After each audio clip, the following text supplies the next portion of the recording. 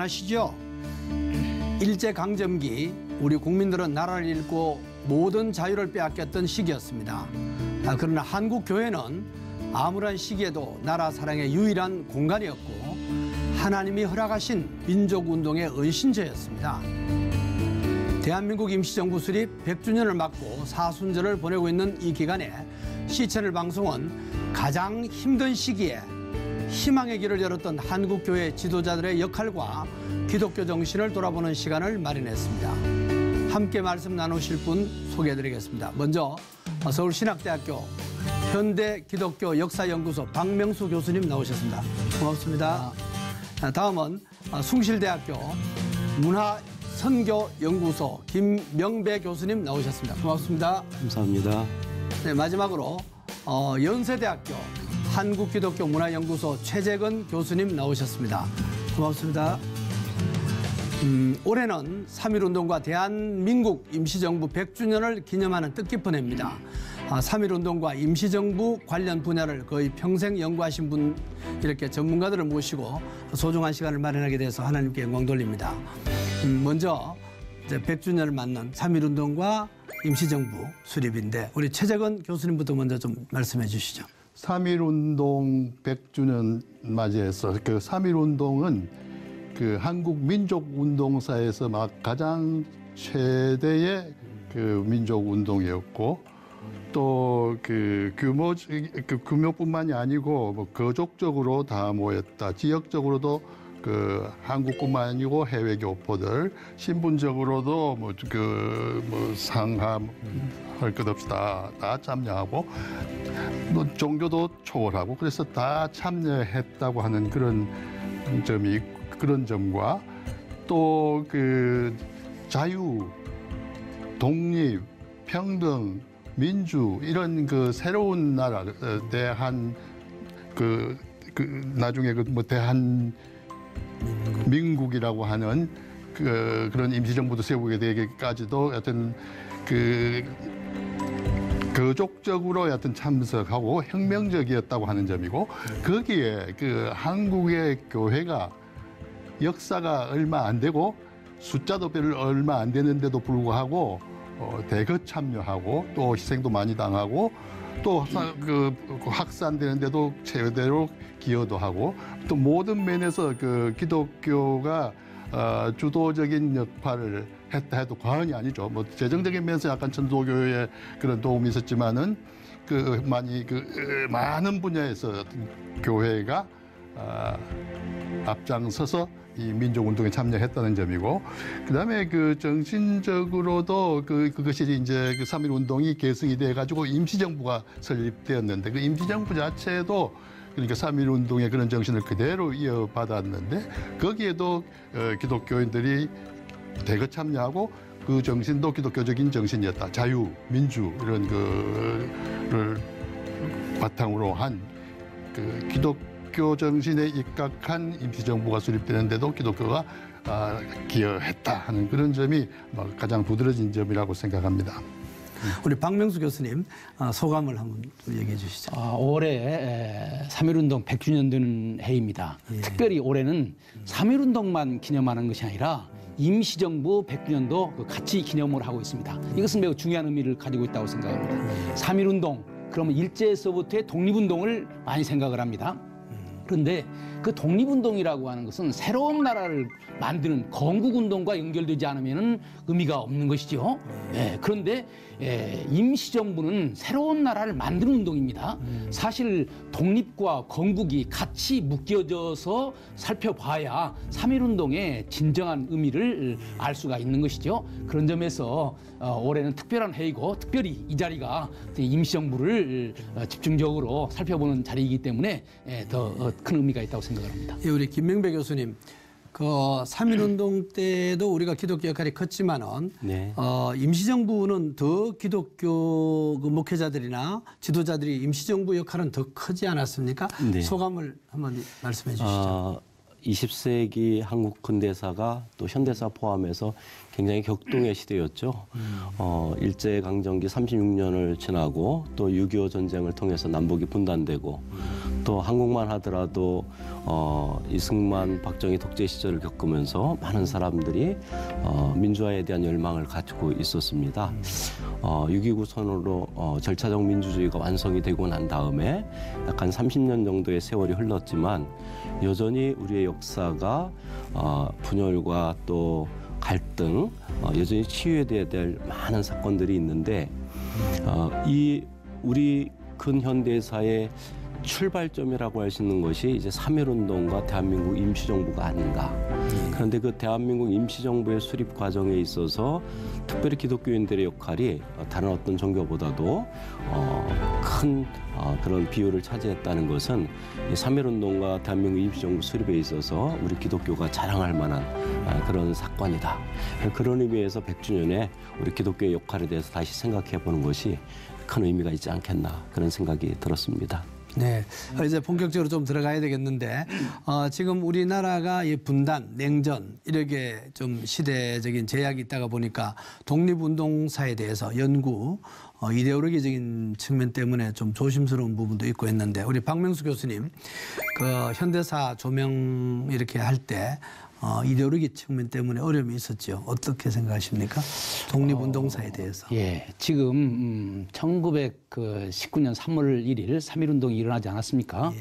그런데 바로 2년 전인 1917년은 20세기에 있어서 아주 중요한 두 가지 사건이 일어난 것입니다. 하나는 뭐냐면은 볼셰비크 혁명이 일어난 해이고 또 하나는 윌슨이 제1차 세계대전에 참여를 했습니다. 그러므로 이제 제1차 세계대전의 판도를 바꾼 것이거든요. 그런데 사실 볼셰비크 혁명이 일어났지만은 그 영향력이 크게 다른 나라에 퍼지질 않았습니다. 왜 그러냐면은 소련에 대한 이미지 때문에, 러시아에 대한 이미지 때문에 그래요. 러시아가 다른 나라에 대해서 별로 좋은 이미지를 주지를 못했습니다. 그런데 그 당시에 세계 최강국이었고 민주주의를 지향하는 미국이 민족 자결주의를 얘기한다고 했을 때 많은 약소 국가들이 야, 기회가 왔다 이렇게 생각을 했거든요. 그런데 지금 오늘날 지금 3.1운동을 연구하는 학자들이 볼셰비크 혁명과 윌슨의 민족 자결주의를 대등하게 놓고 다 같이 영향을 받은 것처럼 그렇게 기술을 하고 있는데 사실은 이건 사실과 다른 것입니다. 독립청원서랄지 내용을 자세히 보면은 다 윌슨의 민족 자결주의를 기점으로 해서 일어난 것이거든요. 이런 점에서 지금 현재 3.1운동에 대해서 역사 해석을 하는 부분이 상당히 지금 잘못되어 있다 이렇게 말씀을 드리고 있습니다. 그러니까 정리해서 얘기한다면은 3.1운동이라고 하는 것은 제1차 세계대전이 끝나는 1918년 11월 11일 독일이 항복함으로써 이제 제1차 세계대전이 끝나지 않았습니까? 그러면서 윌슨이 세계 질서를 재편하려고 하는 과정 가운데서 일어난 것입니다. 여기에 민족 자결주의, 모든 민족은 통치자는 비통치자의 합의에 의해서만 통치해야 된다고 하는 이 민주주의적인 원칙을 여러 나라에 적용하게 되면은 민족 자결주의도 나오게 되는 것이고 민주주의도 나오게 되는 것이고 이런 큰 흐름에서 있다고 하는 세계적인 흐름을 강구하고 있고 또 한 가지는 그것의 에이전트가 되는 것이 뭐냐? 바로 기독교거든요. 예. 그래서 사실 지금 현재 3.1운동을 얘기하면서 윌슨의 민족 자결주의도 별로 얘기가 안 되고 있고 그리고 기독교가 거기에서 한 역할에 대해서도 제대로 설명이 되지 않고 있다고 하는 것이 지금 현재 3.1운동에 대해서 연구하는 또 임시정부에 대해서 연구하는 연구들의 문제점이다 이렇게 말할 수 있습니다. 제가 좀 부연 설명을 말씀드리면 한국 근대사나 현대사학회에서 그동안 이제 3.1운동과 민족운동에 대해서 연구 경향이 독립 방략에 대한 방법론의 문제에 대해서 이제 연구하는 경향이 있고요. 또 독립운동 이후에 국가 건설을 어떻게 할 거냐 그런 문제를 중심으로 해서 연구하는 경향이 또 하나 있습니다. 그리고 아까 우리 사회자 분께서 말씀하신 것처럼 이데올로기의 관점에서 그 이데올로기를 가지고 어떤 국가 건설을 하려고 했는가, 어떤 독립운동을 하려고 했던가, 사회주의 계열과 민족주의 계열로 나눠져서 이런 경향이 있는데 대부분 이제 기독교의 역할과 그 당시 기독교가 수행했던 민족운동에 대해서는 소홀히 하는 경향이 좀 있지 않는가. 그래서 그 부분에 대해서 특히 우리 기독교 학자들이 계속적인 연구와 또 발표를 통해서 한국 사회에 기독교의 역할을 각인시켜 줄 필요가 있다. 그런 생각을 합니다. 한 가지만 더 덧붙인다면요. 윌슨이 장로였습니다. 기독교 장로였고. 믿음이 좋으셨구나. 그러면요, 그 아버지가 목사님이었고 할아버지도 목사님이었고 그렇기 때문에 윌슨은 국제 정치를 하면서 민주주의와 특별히 장로교의 계약 사상을 같은 것이라고 생각을 했습니다. 그래서 사실은 중국 대사를 임명할 때도 그 모트를 임명하려고 그랬다고, 잔 모트를. 왜냐하면은 기독교 정신이 가야 민주주의가 이루어질 수 있다. 그래서 윌슨의 민주주의 정신과 특별히 장로교의 계약 사상이 같이 이끌어져 가는 것입니다. 이런 것들은 거의 지금 역사학계에서 지금 논의가 되지 않고 있는 오히려 그런 뭐 내재적 발전론이라든지 무슨 수정주의자들이 나서가지고 의도적으로 기독교에 대해서는 그 무시하려고 하는 그런 경향이 있는 것 아닌가 생각합니다. 예, 최재근 교수님, 그 우리가 하나님 사랑과 나라 사랑, 사실은 나라가 제대로 없다면은 예수님을 제대로 믿을 수가 없기 때문에 하나님 사랑과 나라 사랑, 그 한 말씀 좀 해주시면 좋겠습니다. 그게 아마 초기에 한국 기독교인들이 그 신앙이 나라 사랑하고 이웃 사랑, 하나님 사랑하고 나라 사랑, 이웃 사랑이 그 같은 것으로 이해하고 그래서 그 3.1 운동 전에 백오인 사건이 일어날 수 있는 그런 경지에 이르도록 한국 기독교 교인들이 소수였지만은 강제 병탄될 때도 그 적극 참여하고 모든 면에서 그 나라 사랑에 앞장섰다 하는 것을 우리가 기억할 수 있겠죠. 우리 김명배 교수님, 그 문화체육관광부가 갤럽에 의뢰해서 조사한 내용 보니까 임시정부 수립 100주년 관련인데 임시정부 수립이 갖는 역사적 가치가 뭔가, 이게 이제 독립을 위한 외교 활동의 구심점 역할을 했다. 이게 이제 29%로 가장 많았습니다. 네. 임시정부 수립이 갖는 역사적 가치, 기독교적 관점에도 좋고 또 일반적 관점에서도 한번 설명해 주시죠. 3.1 운동이 거족적으로 일어났었을 배경에는 중국 상해를 중심으로 했던 신한청년단, 특히 이제 여운형 선생님을 중심으로 한 이 젊은 청년들의 의식이 결국은 3.1 운동의 추동력 역할을 했다고 그렇게 보여집니다. 그래서 여운형 선생님이 윌슨의 민족자결주의를 듣고 또 이제 윌슨이 중국 정부의 이제 크레인이라고 하는 대사를 파견해서, 특사를 파견해서 중국 정부의 참여를 유도하는데, 그때 이제 크레인을 여운형 선생님이 만나게 됩니다. 그리고 그분에게 이제 독립청원서를 우리가 내도 되느냐, 파리 강화회의에. 그랬더니 가능하다는 얘기를 듣고 이제 급하게 국내외로 이제 신한청년단의 이제 회원들을 보내게 되죠, 당원들을. 그래서 3.1 운동이 국내에서는 이제 서북 지역에서는 손우혁 선생님이 오셔서 이승훈 선생님을 만나서 추동시키게 되고, 또 김철 선생님이 천덕의 손병희 선생님 만나서 서울 지역의 3.1 운동을 이끌어내게 됩니다. 그리고 이승훈 선생님과 또 손병희 선생님이 같이 만나서 이제 동시에 3월 1일 날 평양과 서울 지역에서 이제 3.1 운동이 시작이 되고요. 또 여운형 선생님이 일본 동경 유학생들에게도 이제 그 독립 청원서를 파리 강화회의에 보내게 되었다라는 이야기를 사람들을 통해서 보내게 되는데 3차에 걸쳐서 보내게 됩니다. 1차로는 조소왕, 2차로는 장덕수 선생님, 그리고 3차로는 이광수 선생님이 가시게 되는데, 그곳에서 이제 28 독립선언서를 이광수 선생님이 초안을 하시죠. 그리고 또 여운형 선생님 자신이 또 만주와 노룡 지역에 가서 그 지역의 민족 독립운동가들을 설득해서 독립선언서 또 임시정부에 함께 참여하도록 그렇게 설득을 해서 신한청년단, 상해에 있던 신한청년단이 시작했던 운동이 국내와 일본과 또 만주와 노룡 지역을 규합하는 그런 역할을 하게 됩니다. 그래서 3.1 운동이 일어나고 또 4월 11일 날 또 임시정부가 수립되게 되는데요. 이 임시정부는 기본적으로 임시정부가 수립됨으로 인해서 무장 독립 투쟁의 그 중추 역할을 할 수 있는 기관이 만들어진 겁니다. 외교적으로 이제 1차 세계대전 이후에 대한민국의 독립을 청원할 수 있는 그런 외교력도 발휘할 수 있는 구심점 역할도 했지만은 또 만주와 또 연해주를 중심으로 한 무장 독립 투쟁론에 중추적인 명령을 내리고 또 구심점 역할을 하게 되고 그런 역할을 이제 상해 임시정부가 하게 된 거죠. 그런 의미에서 3.1운동은 우리 대한민국 정부 수립이 갖는 역사적 의의는 현재 대한민국 특히 이제 민주정부가 들어서게 되는 이 역사적 시발점이 바로 상해 임시정부에 있었다. 그리고 전제군주제에서 민주주의 국가로 처음으로 대한민국이라고 할 때 민국이라고 하는 것은 주권이 국민에게 있다라고 하는 거거든요. 근데 그 민주주의 국가가 처음으로 시작된 것이 바로 이 상해의 대한민국 임시정부의 수립으로부터 시작이었다.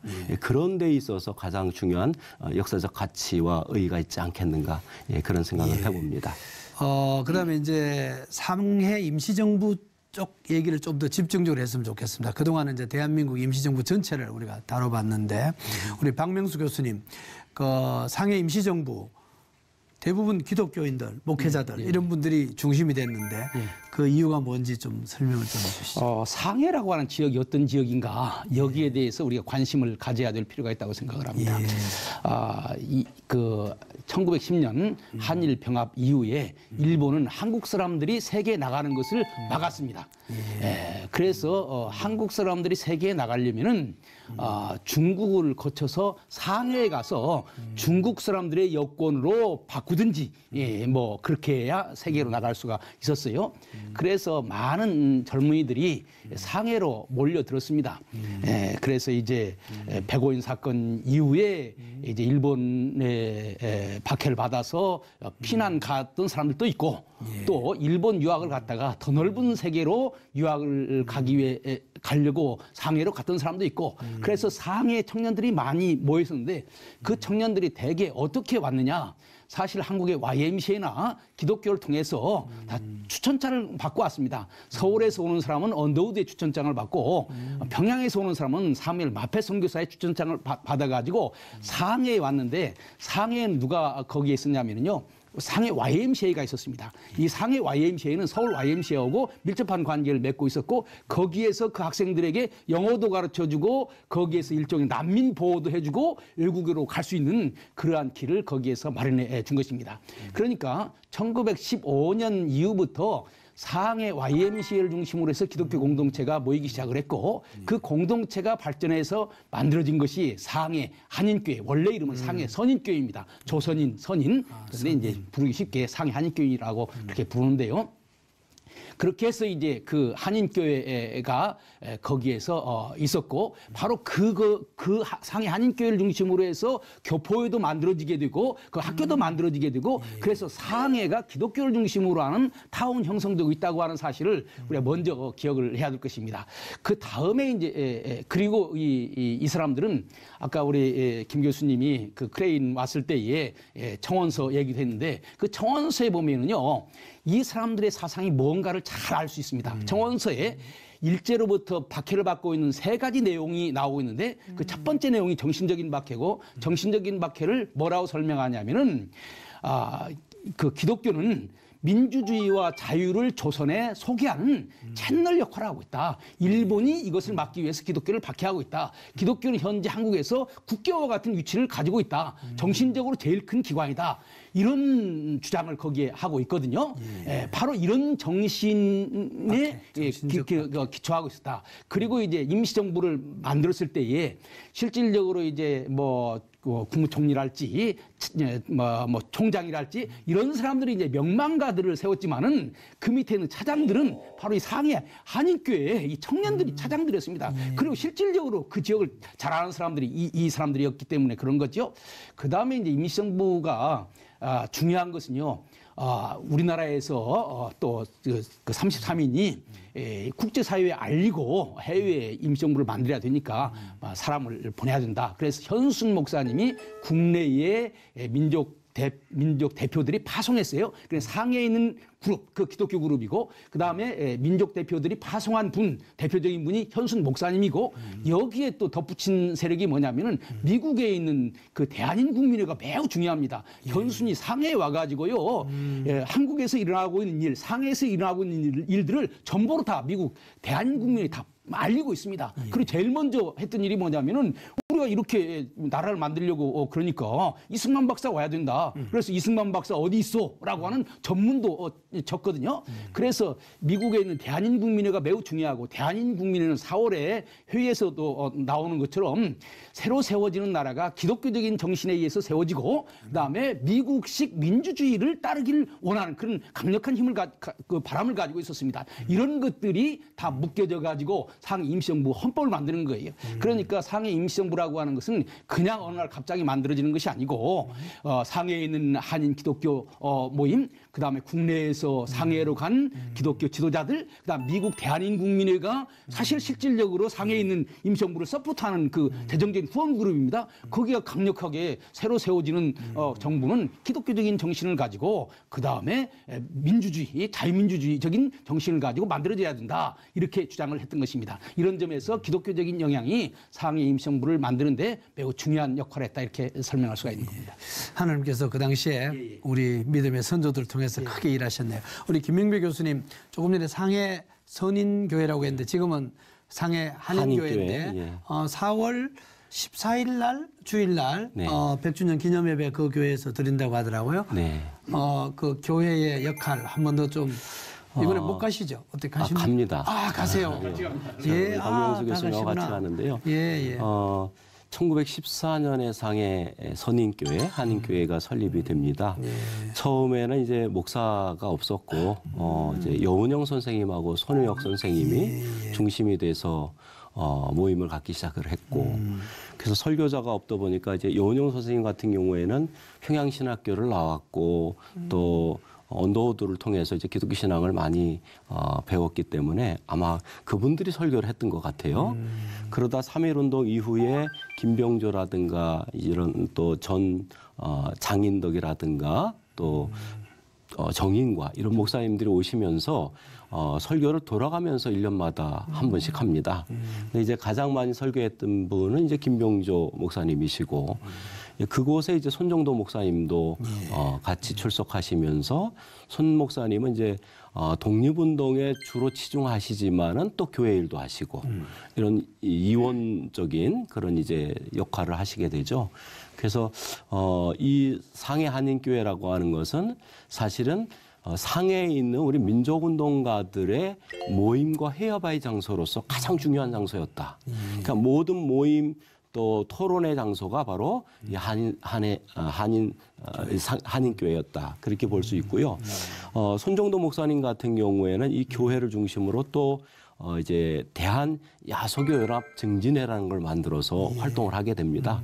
그래서 그 단체는 이제 교회가 어떻게 독립운동의 역할을 지금 상해에서 수행하고 있는가.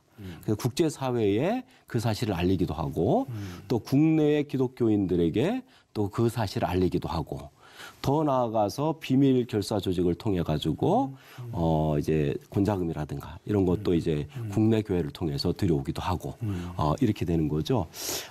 그래서 이 손정도 목사님이나 그곳에 망명했던 목사님들이 사실상 그 대한민국 임시정부의 주요한 역할들을 하게 되는데 아까 우리 박 교수님께서 말씀하신 것처럼 명망가들이 이제 대한민국 임시정부의 총장을 맡았다면 사실은 상해 한인교회에 주로 출석하는 분들이 실무적 차원에서 차장직을 맡는 그래서 그분들에 의해 가지고 주도적으로 임시정부가 초기에 운영되는 그런 시스템으로 나아갔다 그렇게 보여집니다. 예, 이제 다시 또 우리 임시정부 얘기 좀 돌아가야 되겠습니다. 우리 박명수 목사님, 그 교수님, 그 임시정부 그 맡았던 지도자들 기독교인들이 많았죠. 안창호 선생님이나 김규식, 또 특히 이승만 우리 전 대통령 역할 좀 얘기 구체적으로 좀 해주시죠.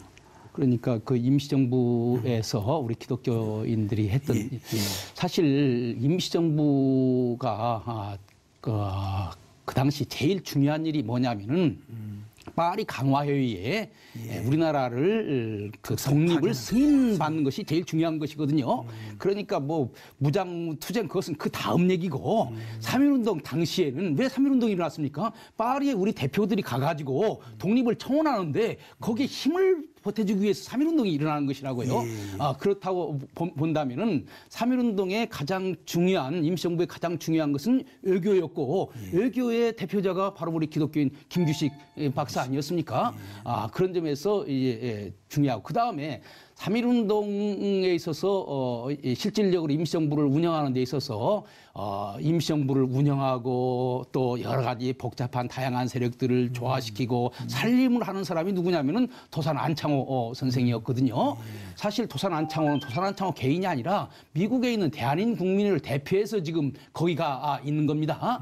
그런 점에서 내무총장이 바로 그 안창호 선생님이었고 그 다음에 그것보다도 더 중요한 것은 사실 많은 분들이 이 사실을 간과하는데 3.1운동의 출발점이 사실은 1918년 11월 25일 대한인 국민회가 미국 윌슨 대통령한테 청원서를 보냅니다. 그리고 청원서를 보내면서 대표 3명을 선출을 하는 거예요. 그게 뭐냐면 이승만 박사, 그다음에 민찬호 씨, 그다음에 정한경 씨, 이 3사람을 대표로 선출을 하는 것입니다. 그런데 사실 민찬호 씨나 정한경 씨는 이름이 낯설으니까 잘 모르고 널리 알려진 것이 뭐냐면은 이 박사가 우리의 대표로 국제 무대에 나가서 독립을 위해서 노력한다. 이 소문이 일본에도 오게 되는 것이고 만주에도 오게 되는 것이고 국내에도 오는 것입니다.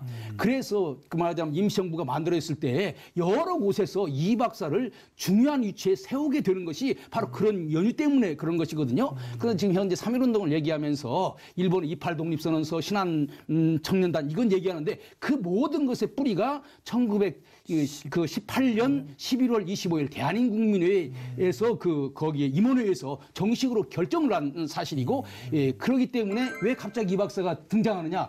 이 박사 우리의 대표로서 지금 독립운동을 하고 있다라고 하는 소식이 널리 퍼져 있기 때문에 그런 것이거든요. 그래서 그 이승만 박사를 절차보는 국무총리로 세운 것이고 나중에는 이제 대통령으로 세운 거 아닙니까? 그러니까 임시정부의 가장 중요한 상징적인 인물이 이승만이었고 실질적인 살림을 하는 분이 도산 안창호였고 그다음 임시정부의 중요한 목적인 외교를 담당한 사람이 김규식 박사였고 이런 정도면은 그 임시정부가 우리 기독교에 의해서 주도되고 있다라고 하는 것을 알 수 있는 거죠. 그러니까 아까 얘기한 대로 상해 한인교회 청년들, 젊은 청년들은 차장급이었다면은 사실은 그 위에 큰 엄브렐라에 있어서 이승만, 도산 안창호, 그 다음에 그 우사 김규식 이런 분들은 아주 지도적인 인물로 그러니까 지도적인 인물도 기독교인이었고 실무적인 인물도 기독교인이었다. 그러니까 임시정부는 기독교적인 그 인물들이 많이 했다. 한 가지만 더 덧붙인다면은요.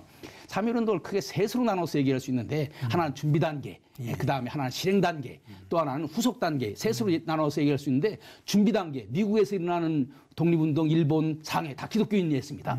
그 다음에 그 실행 단계에 있어서 국내에서는 천도교와 기독교가 같이 했고 그다음에 임시정부를 만드는 후속 단계에 있어서는 기독교가 주도하고 여기에 대종교인들이 어느 정도 가담을 했다. 이렇게 봐야 되는 것이고 이 세 단계를 통틀어 가지고 우리 기독교가 한 일이 제일 중요한 역할을 많이 하고 있다. 이렇게 설명할 수가 있는 겁니다.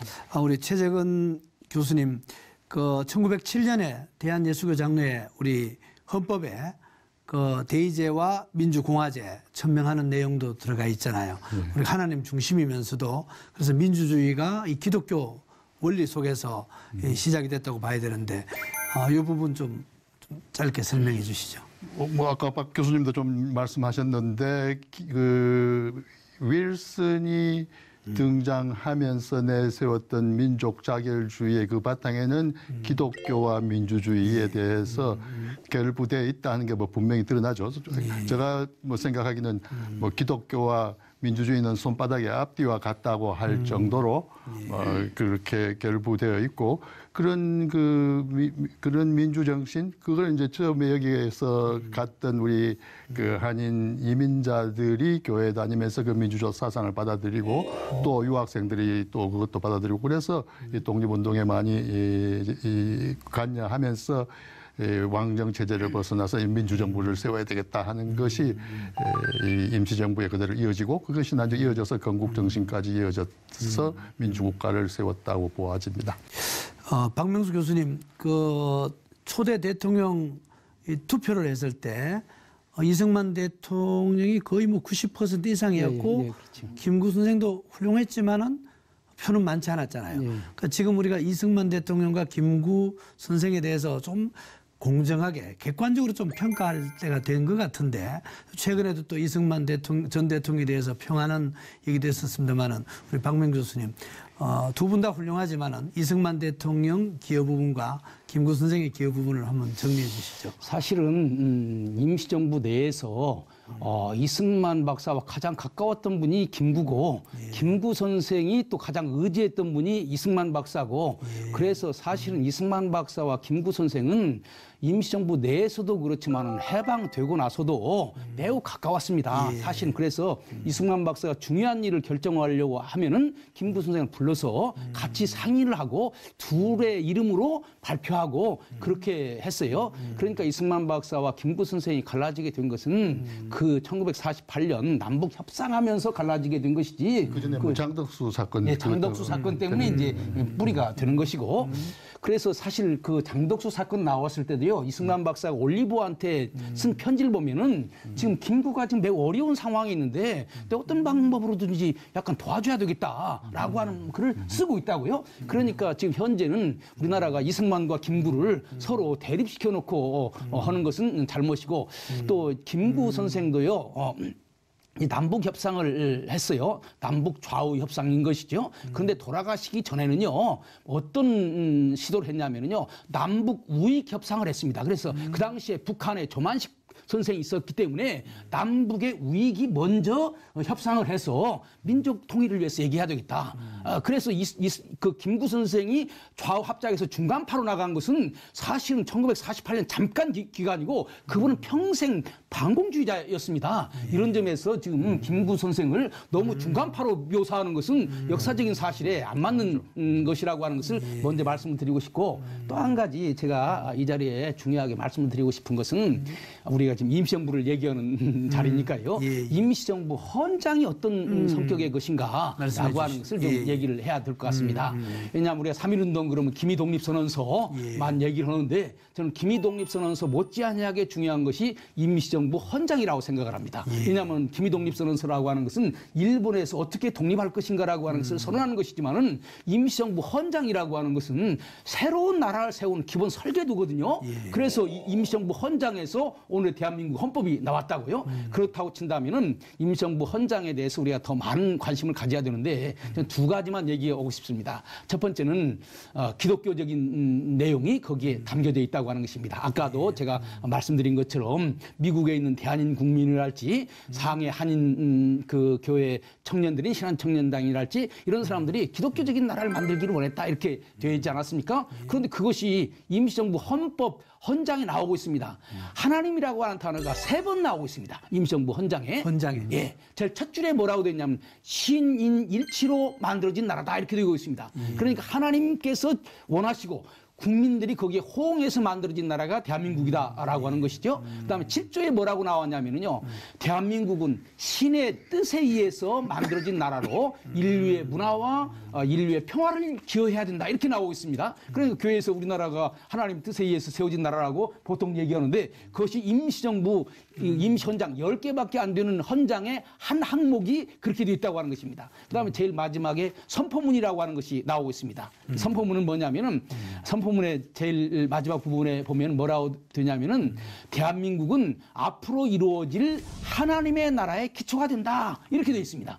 그러니까 신이라고 하는 단어가 하나님이라고 하는 단어가 3번이나 나오고 있어요. 이것은 아까 얘기한 것처럼 상해 한인교회 그다음에 국내에서 간 현순을 중심으로 한 기독교인들 그다음에 미국에 있는 기독교인들 교포들의 뜻이 거기에 담겨져 있다. 사실은 4월 11일 헌법이 공포되었는데 4월 7일 미국에서 이승만 박사가 현순한테 전보를 칩니다. 그래서 새로 세워지는 헌법에는 기독교적인 정신과 민주주의 원칙이 담겨져야 된다. 이런 얘기를 하고 있거든요. 이런 측면에서 임시정부 헌장을 우리가 다시 한번 살펴봐야 된다라고 하는 말씀을 드리고 싶고요.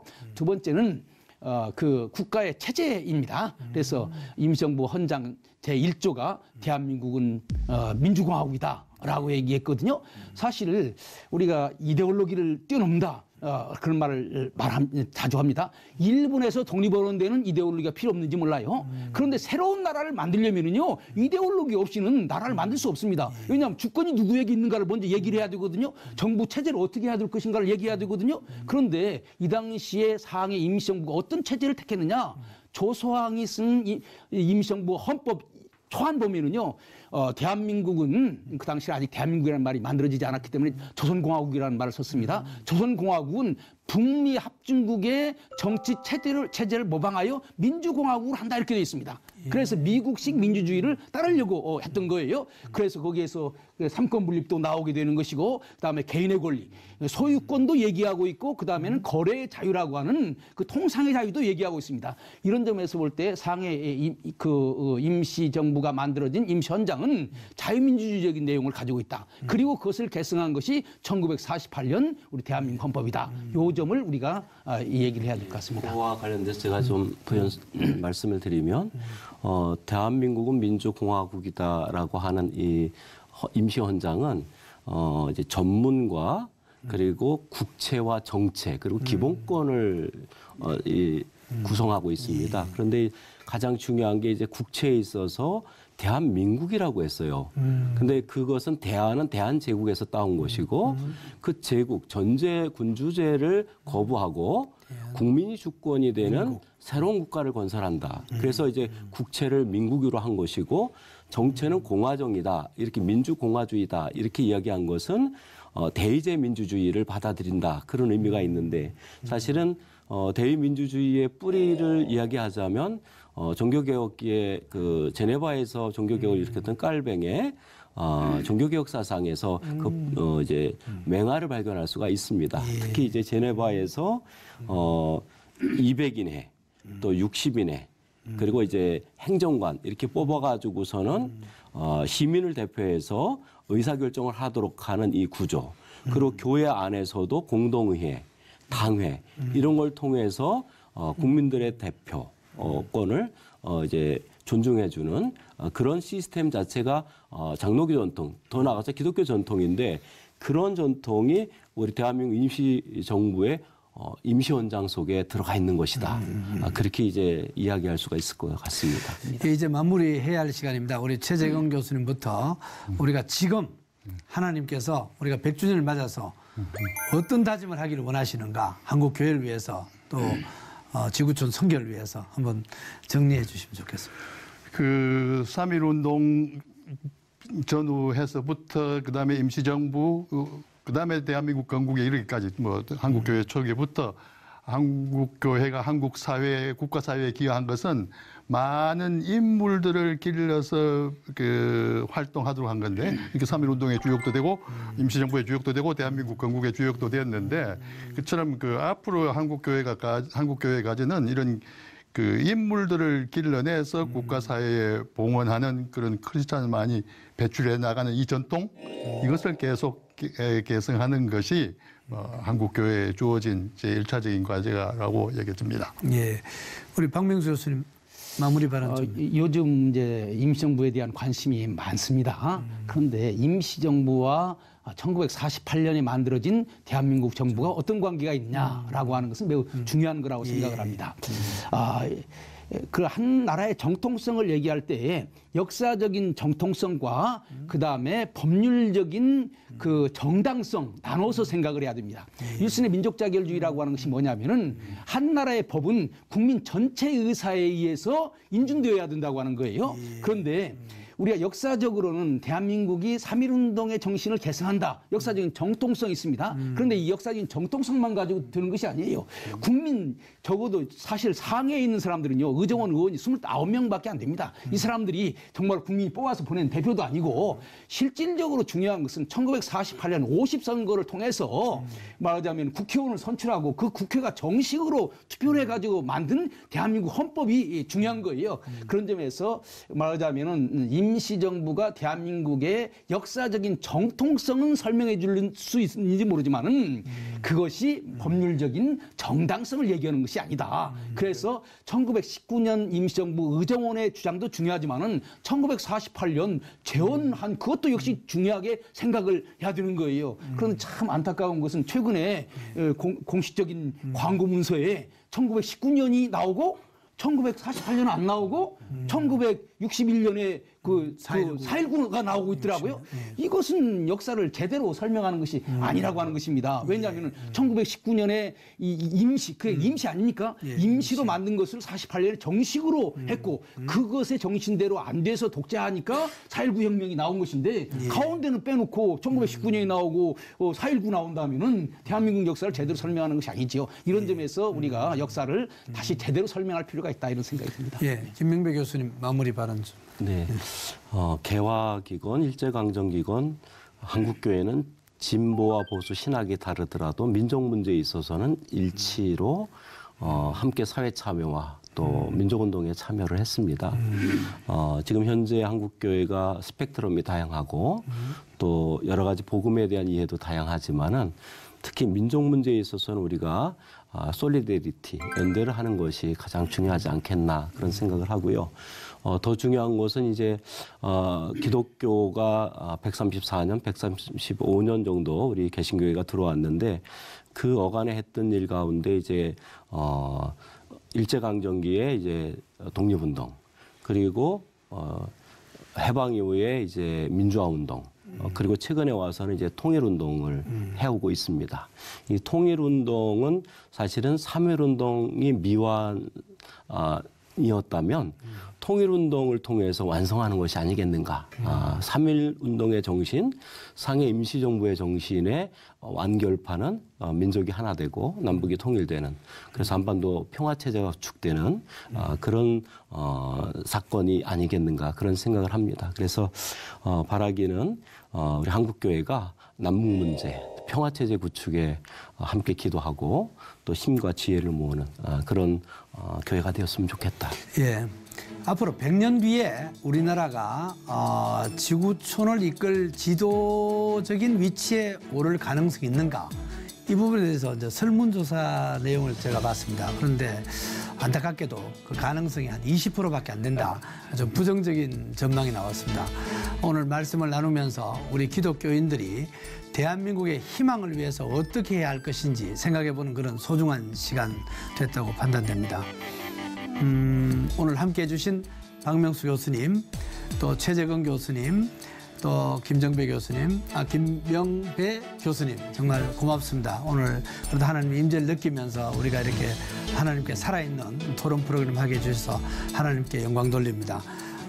정말 우리가 순간순간 살아가면서 하나님 앞에서 세상 앞에서 자랑스러운 지구촌 나그네가 되기를 기도합니다. 오늘 정말 시청해 주셔서 감사드립니다.